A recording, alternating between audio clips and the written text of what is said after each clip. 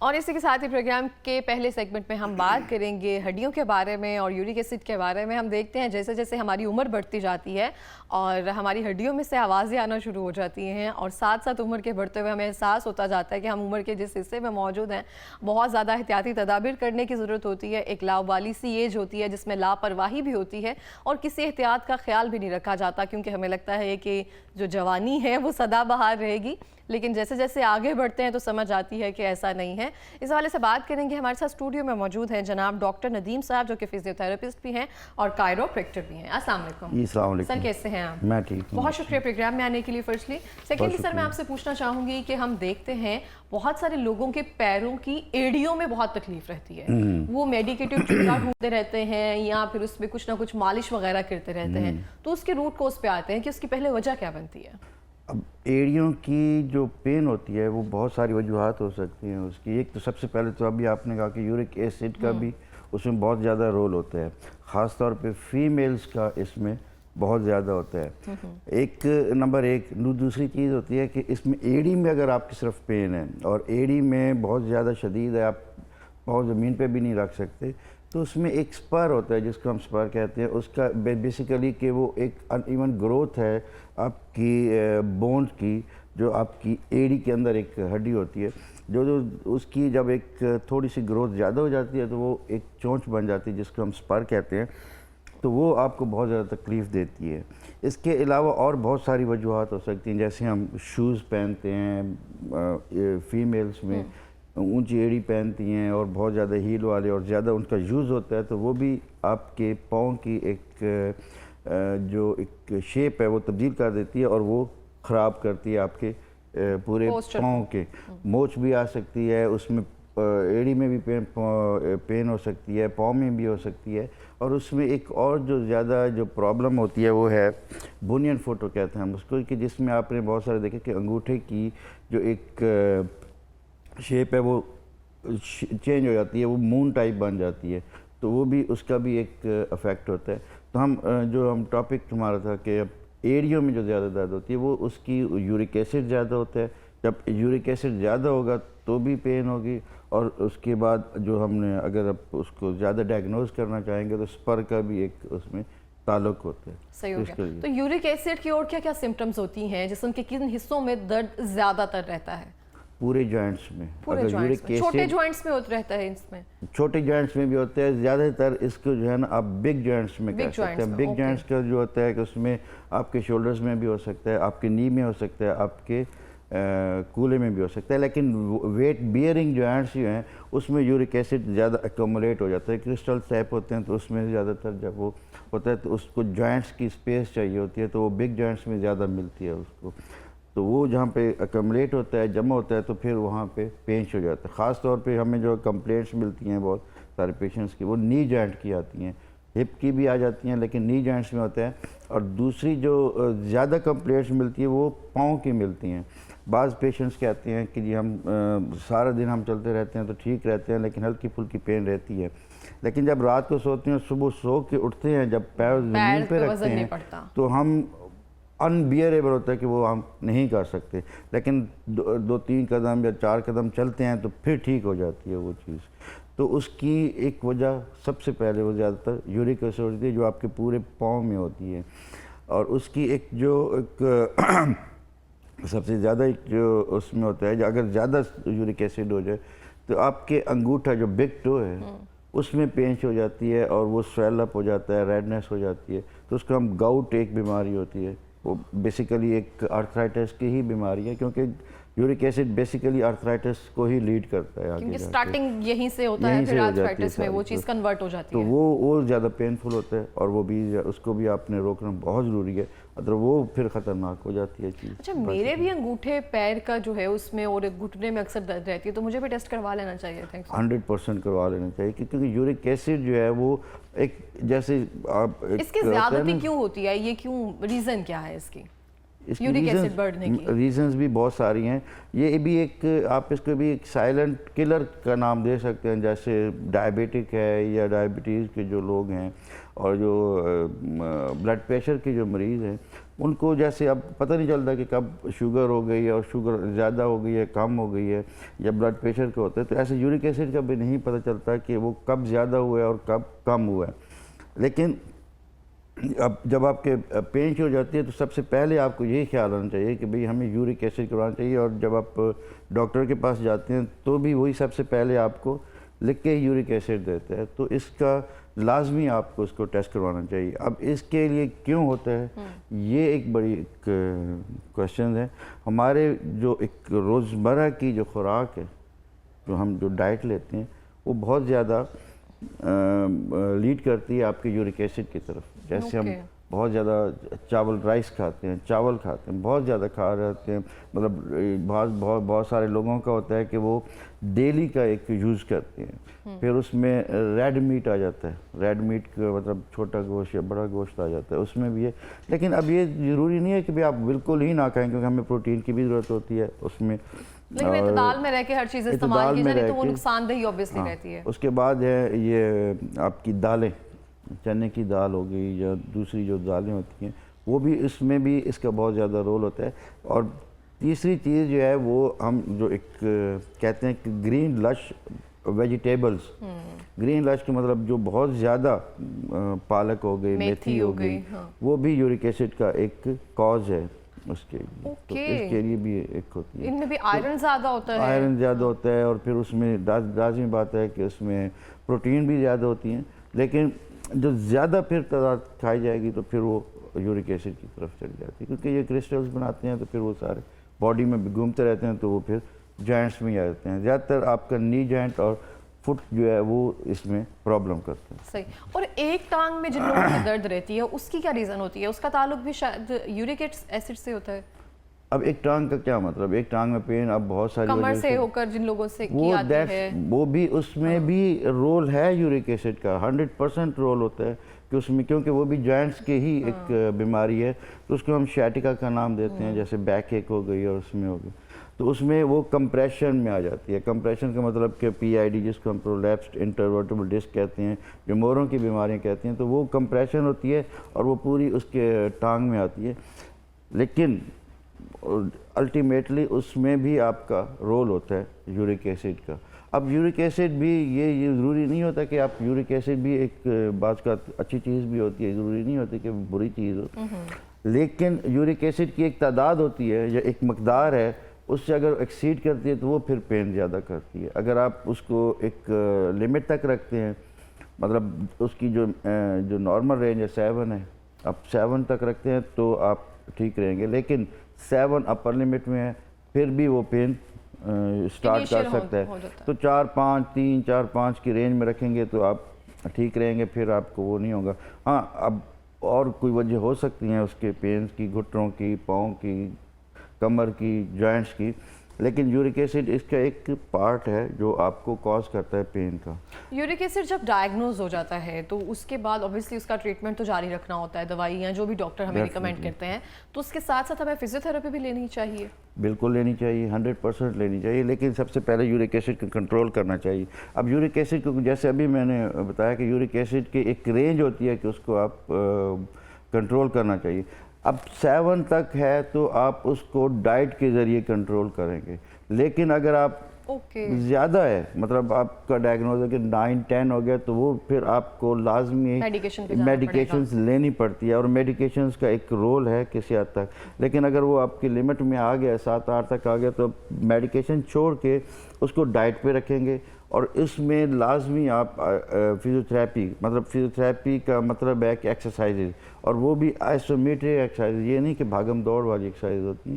جو ہماری فزیوتھراپی کی ہوتی ہیں وہ تھوڑی سی لائٹ, اور اس کو مسلز سے ریلیٹڈ اسپیسیفک مسلز کے لیے اور جوائنٹس کے لیے ہم اس کو ایکسرسائز بتاتے ہیں تاکہ وہ کریں اور اس کو بہتر ہو جائے.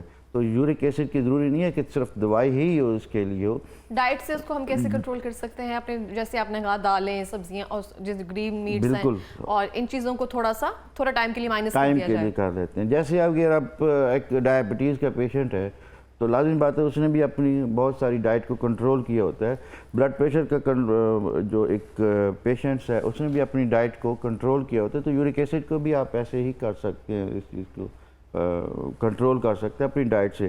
ڈائٹ کا اب اس میں یورک ایسڈ کی ڈائٹ میں جیسے پہلے ہی بتایا گیا کہ ضروری نہیں ہے کہ بالکل ہی ختم کر دیں, لیکن اس کو اعتدال میں, جیسے آپ نے کہا تھا کہ ماڈریٹ کر کے کھانا چاہیے. مجھے لگتا ہے کہ ہر بیماری کی جڑ جو ہے نا وہ لائف سٹائل ہی بنتا جا رہا ہے. جب تک ہم ضرورت سے زیادہ جن چیزوں کا استعمال کرتے جا رہے ہیں اور اس طرح سے جاتے جاتے پھر کہیں نہ کہیں بیماریوں میں ہم جڑتے جا رہے ہیں. ایسے بالکل لائف سٹائل ہی بہتر کرنے کی لائف سٹائل بہت ضروری ہے ہمارا. جیسے پچھلے پروگرامز میں بھی ہم نے ایک ذکر کیے تھے بیک کے لیے, سروائکل کے لیے. پوسچر لائف سٹائل بہت زیادہ امپورٹنٹ ہوتا ہے اس میں آپ کے بیماریوں سے بچنے کے لیے. بالکل. اب اس میں ایک چھوٹی سی ایک اور ایڈ کرتا ہوں کہ فیمیلز میں بہت زیادہ تر جو ہمیں کمپلینٹس آتی ہے, جب پاؤں میں پین شروع ہو جاتی ہے, ان کی شیپ چینج ہو جاتی ہے, جیسے بونین فوٹ کا میں نے بتایا تھا اس چیز کے لیے.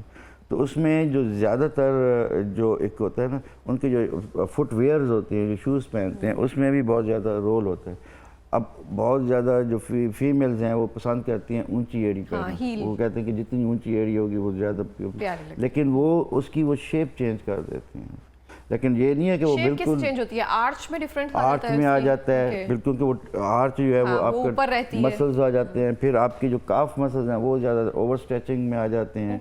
تو وہ ایک لمبے عرصے کے لیے اگر آپ اس کو کرتے ہیں تو پھر وہ خراب کرتی ہے چیزیں. وہ پھر پاؤں میں آپ کے پین شروع ہو جاتی ہیں. آپ یہ نہیں ہے کہ بالکل ایڑی نہ پہنیں. کس طرح کے شوز پہنے پھر ہم؟ ویسے تو فلیٹ ہوتے ہیں, لیکن فلیٹ بالکل فلیٹ بھی آپ نہیں پہن سکتے. اس کی چھوٹی سی مطلب ½ انچ 1 انچ جو ہے اس کی جو ایک ایڑی ہے وہ لازمی ہونی چاہیے. وہ آپ ایک نارمل ایک لائف میں یوز کر سکتے ہیں, لیکن اگر فنکشنز ہیں کچھ عرصے کے لیے پہنے تو پھر تو آپ پہن سکتے ہیں. صحیح. اچھا, جو میڈیکیٹڈ شوز آتے ہیں یہ واقعی میں میڈیکیٹڈ ہوتے ہیں, ان کا کوئی اثر پڑتا ہے یا صرف یہ بھی ایک میتھ ہے بس؟ نہیں, بالکل ہے, اس میں رولز ہوتا ہے, کیونکہ اس کے اندر جو ایک جو پیڈز ہوتے ہیں وہ سافٹ ہوتے ہیں. جب سافٹ ہوتے ہیں تو وہ پھر جیل بیس ہوتے ہیں, تو وہ بہتر رہتے ہیں اس میں. دوسری چیز وہی اس میں اور میڈیکیشنز میں اور بہت سارے آ جاتے ہیں کہ آپ کے پورس بننے ہوتے ہیں یا ایک دانے بننے ہوتے ہیں, تو وہ آپ کے جو سول جو بیسیکلی ایک تحقیق کے مطابق ہے, اور سارے یہ چائنیز میں بھی ہے اور یونانی میں بھی ہے, میڈیکل میں بھی ہے اور ہمارے ایلوپیتھک میں بھی ہے, کہ آپ کے جو سول ہے وہ آپ کی پوری باڈی کو کنٹرول بھی کرتا ہے. اس کے جو بہت سارے پوائنٹس ہیں اس کے, اگر آپ ان کو تھوڑا سا دباتے ہیں اور ان کو مساج کرتے ہیں تو وہ پوری باڈی کا آپ کا ایک سنتھیٹک اس کا ایک افیکٹ پڑتا ہے. تو وہ اب آپ اس کو شوز کو پہنتے ہیں, میڈیکیٹڈ ہوتے ہیں جو اس کو, تو وہ آپ کا بلڈ پریشر کو, شوگر کو, یورک ایسڈ کو اور بہت ساری چیزوں کو وہ کنٹرول کرتے ہیں اور بہتر کرتے ہیں. صحیح. جیسے آپ نے کہا نا جو سول پیڈڈ ہوتے ہیں جس میں دانے دار بنے ہوتے ہیں, جس میں تھوڑا سے اس میں بلج ہوتا ہے ہلکا سا, وہ بہت ریلیکسنگ بھی ہوتے ہیں. ایسا لگتا ہے بہت پیر کو سکون دے رہے ہیں. اکثر میں نے اگر ٹرائی بھی کیا ہے نا تو بہت کام ہوتا ہے. ایسا لگتا ہے درد جو ہے نا پیر کی وہ دور ہوتی جا رہی ہے. اگر آپ نے بھی کبھی ٹرائی کیا ہو تو جب اس پہ پیر رکھا جاتا ہے تو وہ اندر تک جب دھنستے ہیں نا ایڑی کے اندر تو بہت سکون ملتا ہے, جیسے کوئی پریس کر رہا ہے اس کو. بلکہ وہی آج کل پہننے چاہیے. ہارڈ شوز جو ہیں وہ آپ کو پاؤں کو, جوائنٹس کو, کیونکہ ہمارا جو ایک جب ویٹ بیئرنگ جوائنٹس میں آ جاتا ہے نا, وہ سب سے پہلا ہے پاؤں. اس میں شاک ایبزاربر بھی ہے. اس میں ہی جب آپ جمپ لگاتے ہیں تو آرچ بنانے کا مقصد ہی یہی ہوتا ہے کہ اس کو اللہ تعالیٰ نے جو بنایا تو اس کو وہ ایبزارب کرتا ہے, جو آپ کی شاکس کو کرتا ہے. جیسے آپ جمپ کرتے ہیں تو اس کو وہ کھولتا ہے تو پھر اس کو وہ بند کرتے ہیں. اس کے بعد نی جوائنٹ آ جاتا ہے, پھر ہپ جوائنٹ آ جاتے ہیں, اور بیک میں تو پھر وہ لازم بات ہے. تو یہ جو 3-4 جوائنٹس ہیں یہ ویٹ بیئرنگ جوائنٹس ہیں جو آپ کی پوری باڈی کو آپ نے انہیں سنبھالا ہوتا ہے. تو ان کو آپ نے لازمی ریلیکس کر کے رکھنا ہوتا ہے تاکہ وہ آپ ایک پورا دن گزار سکیں اس چیز. ٹھیک ہو گیا. اچھا, بہت سارے لوگوں کے گھٹنوں میں گیپ آنا شروع ہو جاتا ہے, تو اس میں فزیو تھراپی اپنا رول کس طرح سے پلے کر سکتی ہے؟ اگر فزیو تھراپی کروانا شروع کر دی جائے تو جن لوگوں کو مشورہ دیا جاتا ہے, ڈاکٹر کہتے ہیں کہ آپ نے گھٹنے نئے ڈلوا لینے ہیں یا ایسا کچھ, تو وہ کیا بچ سکتے ہیں اس چیز سے؟ اب یہ اس پہ ڈیپینڈ کرتا ہے کہ وہ کتنا جلدی فزیو تھراپی سے رجوع کرتے ہیں اور کتنا ریفر ہو جاتا ہے فزیو تھراپی کی طرف. اب گیپ کم ہونے میں بہت ساری وجوہات بھی ہو سکتی ہیں. اگر بہت زیادہ گیپ ہے, اب پیشنٹس کہتا ہے کہ جی میں چل نہیں سکتا اور پھر کڑ کے آوازیں بھی آتی ہیں، پھر اس میں مجھے بہت زیادہ پین شروع ہو جاتی ہے، تو ڈیفینیٹلی کہ ڈاکٹر نے اس کو ایڈوائز کیا ہوگا کہ بھئی آپ نی ریپلیسمنٹ کرا دیں. لیکن ہمارا ایک موٹو ہے کہ موشن از دا لائف. جب آپ چلتے رہتے ہیں تو آپ کی لائف جو ہے وہ بہتر ہو جاتی ہے. لیکن اس میں ایک اور جو ایک ڈرا بیکس آتا ہے، جو لوگ اس کو کہتے ہیں کہ جب آپ چلیں گے تو گھٹنے جو ہے وہ زیادہ آپ کے گھسنا شروع ہو جائیں گے تو اور زیادہ ہڈی خراب ہو جائے گی. تو اس کے لیے فزیو تھراپی کا رول بہت زیادہ امپورٹنٹ ہے، بہت زیادہ امپورٹنٹ سینس میں ہے کہ جیسے اگر ہم فزیو تھراپی کا کہتے ہیں کہ جی گھٹنوں میں گیپ آ گئے ہیں. اب گیپ کا مطلب ہے کہ اس کی ایک سائڈ جو ہے وہ لپنگ کر رہی ہے، جب وہ چلتے ہیں تو وہ گھسنا شروع ہو جاتی ہے، رگڑ کھا رہی ہوتی ہے. اب اس کی وجہ کیا ہوتی ہے کہ وہ جو سائڈ ہے، جو اس کے جو لیگامنٹس ہیں یا اس کے جو مسلز ہیں وہ ریلیکس ہو گئے، وہ تھوڑے سے لوز ہو جاتے ہیں. جب وہ لوز ہوتے ہیں تو اس نے اپنی گرپ پوری نہیں کی ہوتی. تو فزیو تھراپی کرانے کا مقصد یہ ہوتا ہے کہ جو آپ کے جو یہ مسلز ہیں، تھائی مسلز ہیں، اب میں صرف نی جوائنٹ کی بات کرتا ہوں، بقایا تو اور چیزیں اس میں اور مسلز ہوتے ہیں. تو آپ کی جو تھائیز مسلز ہیں اس کے ساتھ اٹیچ ہوتا ہے آپ کی یہ بونز.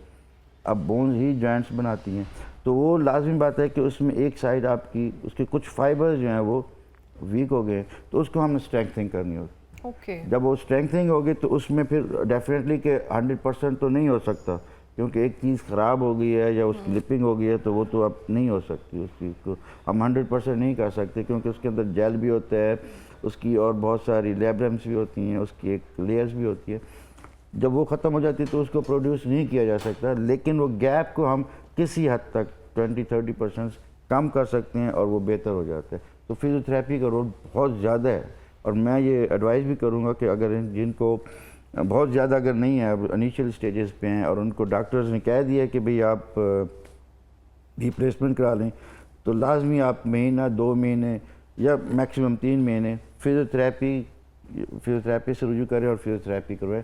آپ کی بہت ساری چیزیں بہتر ہو جائیں گی. ہو سکتا ہے کہ ریپلیسمنٹ کی ضرورت ہی نہ پڑے.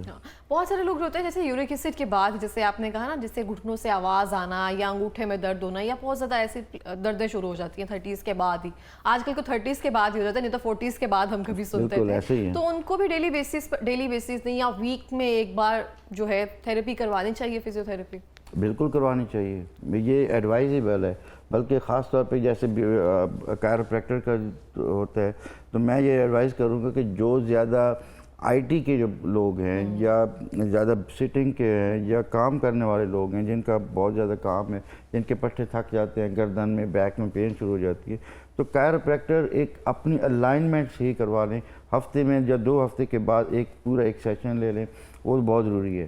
اس کے بعد فزیو تھراپی کا جب آپ کہتے ہیں کہ بھئی ایک کرنا چاہیے، تو فزیو تھراپی لازمی بات ہے کہ آپ ہفتے 2 ہفتے میں ایک سیشن اس کا بھی لے لیا کریں، تاکہ آپ کو جو جوائنٹس میں پین ہے اس کی بھی ایک ری ہالنگ ہو جائے، جس کو ہم کہتے ہیں کہ تیل بدلی ہو جاتا ہے اس چیز. ہاں، جیسے ہلکا پھلکا ہو جاتا ہے. تو گھر کے لیے جو ایک فزیو تھراپسٹ ہے نا، ایک پروگرام دیتے ہیں گھر کے لیے. آپ اس کے لیے بھی اس کو اس پہ عمل کریں گے تو بھی بہتر رہے گا، کیونکہ وہ 1 یا 2 منٹ یا میکسیمم 5 منٹ کی ایکسرسائز ہوتی ہیں جو ڈیلی آپ نے کرنی ہوتی ہیں. جو اگر آپ اس روٹین بنا لیں گے، جیسے اگر آپ شوگر کی گولی کھاتی ہیں، بلڈ پریشر کی گولی کھاتی ہیں یا اور بہت ساری کرتے ہیں، واک بھی کرتے ہیں، تو اسی میں ہی اگر وہ فزیو تھراپی کی جو کچھ اسپیسیفک ایکسرسائزز ہیں ہر جوائنٹس کے لیے، مسلس کے لیے، تو وہ بھی بہت زیادہ آپ ایک بہتر کر سکتے ہیں. روٹین بنائیں گے تو بہتر ہو جائے گا. بالکل اس طرح سے. بہت شکریہ سر پروگرام میں آنے کے لیے، اتنا انفارمیٹیو جو ہے ٹاپک ہم نے رکھا تھا اور اس پر بہترین بات کرنے کے لیے. تھینک یو سو مچ. بہت شکریہ. اور اسی کے ساتھ ہی اپنا بہت سارا خیال